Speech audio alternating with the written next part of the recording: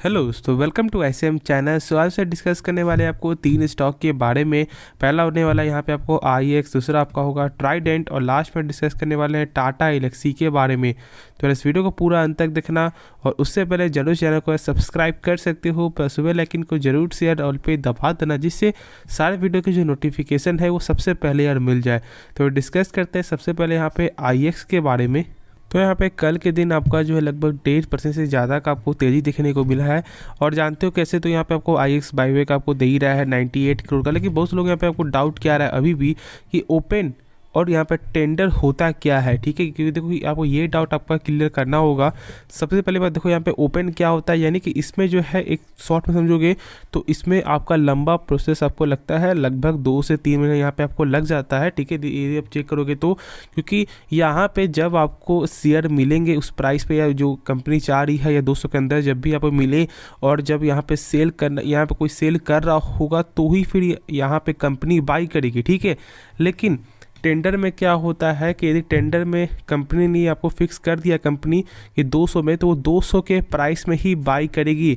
और जब यहाँ पे ये प्राइस आएगा तो वो बाई करेगी। तो फिर मान लो यदि आपके पास स्टॉक है, ठीक है, तो यहाँ से आपको क्या होगा कि जो लोग यहाँ पे नहीं भी चाहेंगे ना बेचना, उससे भी यहाँ पे आपको कट जाएगा। जैसे कि मान लो यदि आपके पास 100 स्टॉक है तो कंपनी नहीं तो 25 नहीं तो 50, जैसे उनको आपको जो ज़रूरत है वैसे आपसे यहाँ पे बेच देगी आपका स्टॉक, ठीक है। और फिर उसका पैसा आपको यहाँ पे रिफंड कर देगी आपके बैंक अकाउंट में, यहाँ पे आपको चला जाएगा, ठीक है। तो ऐसा होता है टेंडर में। और ओपन में जो मैंने बताया कि यहाँ पे एक लंबा प्रोसेस होता है, जब यहाँ पे धीरे धीरे जब आपको स्टॉक जब मिलता है बाई करने को, जब सेल होता है उसके बाद कंपनी बाई करती है, तो इसलिए लंबा प्रोसेस होता है और उसमें लंबा प्रोसेस आपको नहीं होता है, ठीक है। अब देखो यहाँ पे जब आगे का डिस्कस करें कि क्या बाई करना सही रहेगा या नहीं रहेगा, तो देखो IEX में मैंने शुरू से ही कहा है कि जब तक आपको 150 के ऊपर जो आपको सस्टेन करते हुए दिखाई ना दे, तब तक यहाँ पे कुछ भी करने की अभी ज़रूरत नहीं है।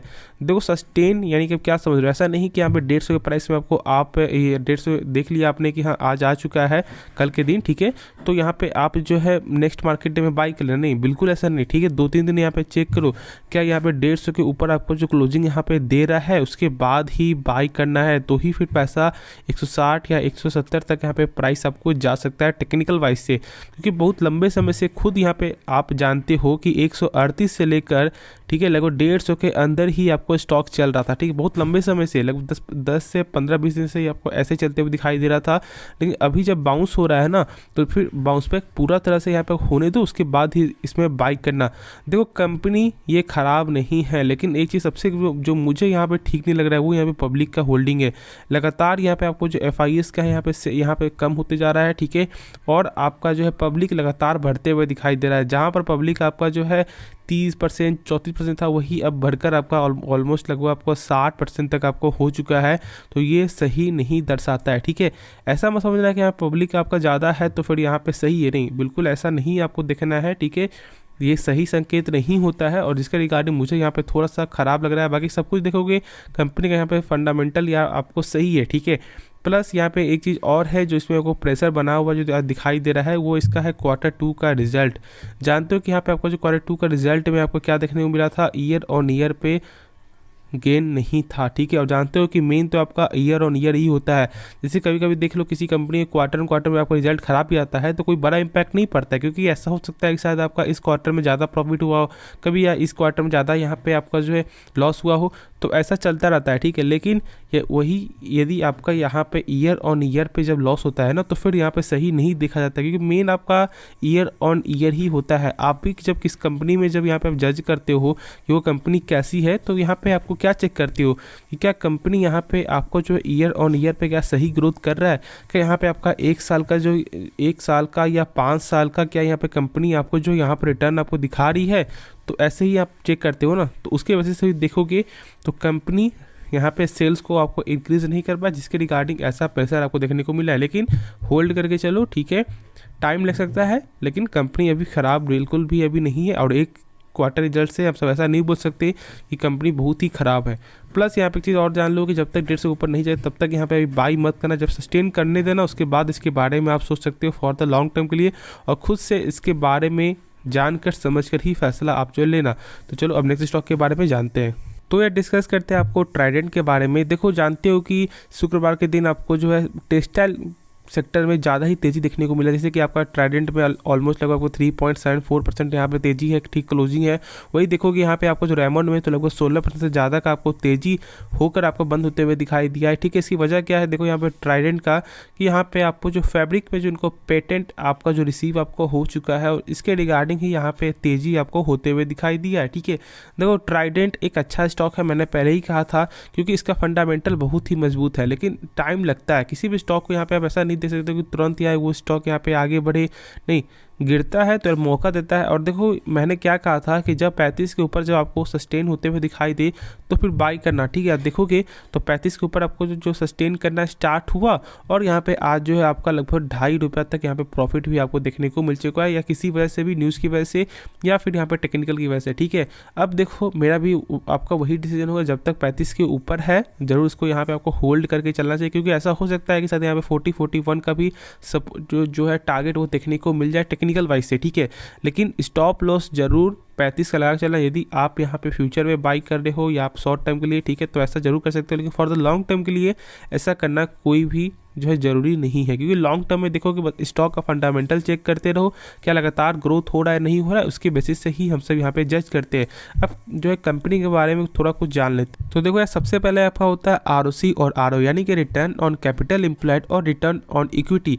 शॉर्ट में समझोगे तो किसी भी कंपनी का यदि आपका रिटर्न ऑन कैपिटल एम्प्लॉयड और आपका रिटर्न ऑन इक्विटी मिनिमम यदि 15% से आपका ऊपर देखने को मिलता है तो फिर वो यहाँ पे हम सब सही बोल सकते हैं। ठीक है, यानी कि कंपनी का फंडामेंटल यहाँ पे जो दो स्ट्रॉन्ग देखने को मिल रहा है। ठीक है, शॉर्ट में समझोगे तो, वरना ऐसे हर कंपनी का, हर सेक्टर की कंपनी का एक आपका अलग अलग देखने को मिलता है, क्योंकि बहुत सारी कंपनी का देखोगे तो यार जो है 13% है, किसी का यहाँ पे आपको 15% देखने को मिलेगा। तो आप ऐसा नहीं बोल सकते कि यार जिसका यहाँ पे 40% है वो अच्छा है और ये खराब है, नहीं, सेक्टर वाइज भी चेक किया जाता है। ठीक है, तो ये चीज़ जरूर गौर में यहाँ पे गौर करना, ऐसा नहीं कि यहाँ पे चेक करो कि आपका जो है 23% है, किसी का यदि एक अच्छे स्टॉक का 15% है तो हम सब ऐसा बोल दे कि वो स्टॉक खराब है, नहीं, ऐसा मत करना। ठीक है, अब यहाँ पे ROC होता है क्या, देखो रिटर्न ऑन कैपिटल एम्प्लॉयड, यानी कि कंपनी जब यहाँ पे अपने ऊपर जब 100 रुपया लगा रही है तो उसका पैसा एक साल बाद कितना रुपया बन रहा है, तो वो बन रहा है आपका 123 रुपया। शॉर्ट में समझोगे तो यही चीज़ आपका होगा। ठीक है, प्लस यहाँ पे आगे चेक कर लो तो सेल्स के मामले में इस क्वार्टर में यहाँ पे कमी आते हुए दिखाई दिया था, क्योंकि जानते हो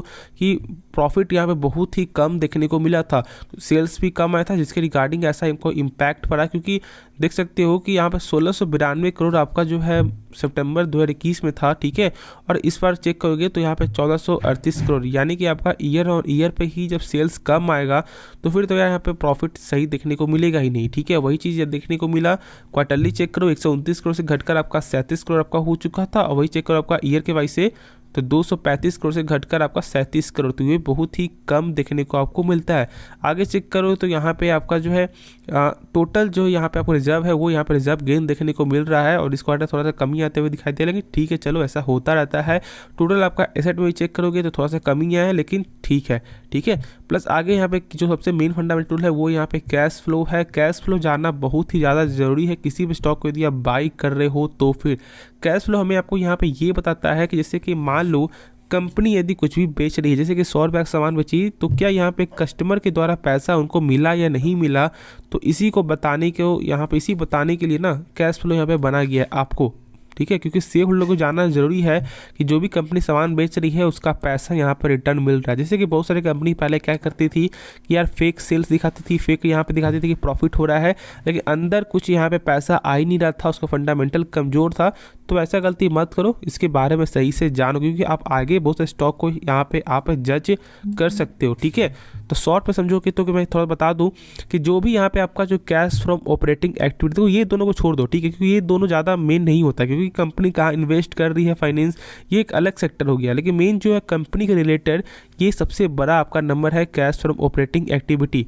और देखो जो भी यहाँ पे नंबर है आपका 903 करोड़, बस इससे यहाँ पे ये चेक करो कि जो मार्च 2022 का नंबर है ना ये, तो 903 करोड़ से टोटल प्रॉफिट आपका होना चाहिए एक साल का। तो चलो देख लेते हैं कि यहाँ पे 903 करोड़ है तो प्रॉफिट आपका क्या देखने को मिल रहा है। ठीक है, खुद चेक कर लो, मार्च 2022 है और प्रॉफिट आपका 834 करोड़ है, ठीक है। यानी कि कैश फ्लो यहाँ पे जो 900 करोड़ से कम है, तो यानी कि आप सब ऐसा बोल सकते हैं कि कैश फ्लो आपका पॉजिटिव कैश फ्लो निकल के आ रहा है। तो इसलिए मैं बोल रहा हूँ कंपनी अच्छी कंपनी है, फंडामेंटली स्ट्रॉन्ग है, तो इसलिए यहाँ पे आपको ज़रूर से होल्ड करके चलना चाहिए। तो चलो अब नेक्स्ट स्टॉक के बारे में डिस्कस करते हैं। तो मैं डिस्कस करते हैं यहाँ पे टाटा एलेक्सी के बारे में। टाटा एलेक्सी जो आपका 41 पॉइंट यहाँ पे आपका कमजोरी देखने को मिला पिछले मार्केट डे में, ठीक है।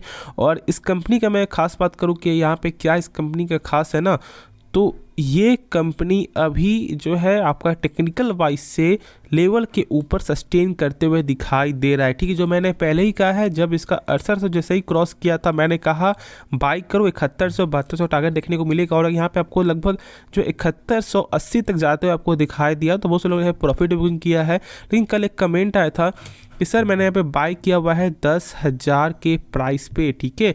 और कब तक ये प्राइस देखने को मिल, कब तक यहाँ पे क्या करना चाहिए ये अब जान लो, ठीक है। तो देखो सबसे पहली बात, सोचना ही नहीं है कि ये कंपनी ख़राब है सेल करूँ, नहीं, बिल्कुल नहीं। एक अच्छी कंपनी है। आपने एक गलती किया है कि आपने एक हाई प्राइस में आपने बाई किया है, लेकिन आपको होल्ड करना पड़ेगा। अब देखो यहाँ पे जब आपका लेवल, जो मैंने कहा था कि जब 6400 6500 जब लेवल आए, तो यहाँ पे आप एवरेज करो, तो शायद वो अभी नए नए आपको आए, इनके लिए वो एवरेज नहीं कर पाए। लेकिन ऐसा मौका मिले ना आपको, जब ये स्टॉक प्राइस जब आपका शेयर जब आपको जाए, तो ज़रूर से यहाँ पे आप क्या कर लेना, एवरेज कर लेना। क्योंकि देखो एवरेज करोगे तो प्राइस कम होगा, और जब एक अच्छी कंपनी होगी, खुद आप सोचो, यदि यहाँ पे 10 शेयर से यदि आपने 6500 में यदि आप एवरेज करोगे, 8000 आपको चला जाएगा। और ये कंपनी काबिलियत अभी ऐसा रखती है कि फिर से 8000 आपको टच कर जाए। ऐसा हो सकता है कि शायद यहाँ पे आपको एक लंबा समय यहाँ पे लग जाए आपको 10,000 टच करने में, लेकिन 8,000 9,000 शायद यहाँ पे जल्द ही देखने को मिल जाता, ठीक है। तो आपका प्रॉफिट भी हो जाता, और पैसा यदि आपको निकालना था तो यहाँ पे पैसा आपका निकल भी जाता, ठीक है। तो देखो डरने वाली कोई बात ही नहीं है कि कंपनी खराब है, नहीं है आपके पास पैसा, तो फिर अभी आप वेट कर लो, होल्ड करके चलो, कुछ भी करने की जरूरत नहीं। ऐसा नहीं कि शेयर को, स्टॉक को सेल कर देना, नहीं, प्राइस कम भी होगा तो वेट करना। क्योंकि देखो लगातार किसी स्टॉक में तेजी नहीं होता है, कभी ना कभी यहाँ पे गिरावट होगा, तो ही तो फिर आप बाई करोगे ना। तो फिर ये सब मौका समझ सकते हो कि कंपनी फंडामेंटली स्ट्रांग देखने को मिलता है। कैश फ्लो थोड़ा सा कम है, यानी कि ऑलमोस्ट लगभग आपको जो 8-9% कम देखने को मिलता है, लेकिन ये चलो सही भी है। क्योंकि बहुत सारी कंपनी आपने, एक ऐसी भी कंपनी ने आप यहाँ पे आप जो इन्वेस्ट किए होंगे, जिसका ये कैश फ्लो यहाँ पे सही देखने को नहीं मिलता होगा, ठीक है। तो डरने वाली कोई बात नहीं है, बाकी सब कुछ इसका सही है, लगातार सेल्स में ग्रोथ है ही। और जानते हो कि आपका इस बार ईयर ऑन ईयर में भी एक अच्छा रिजल्ट आपको देखने को मिला है। हाँ, क्वार्टर में यहाँ पे कमी आई है, जिसकी वजह से मार्केट को बहाना चाहिए था क्या शेयर को गिराने के लिए, बस वही बहाना ढूंढा मार्केट, और यहाँ पे शेयर को आपको जो है उथल से पुथल कर दिया, ठीक है, नीचे यहाँ पे आपको गिरा दिया।